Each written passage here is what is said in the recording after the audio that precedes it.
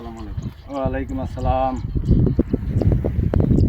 এই লোন 100 টাকা, আর্জেন্টিনার জন্য দোয়া করবেন। স্যার আর্জেন্টিনা জীবিত না মৃত? এই মিয়া, আর্জেন্টিনা জীবিত, আর্জেন্টিনা মৃত হইব কি লিগা? আর্জেন্টিনা পুরুষ না মহিলা?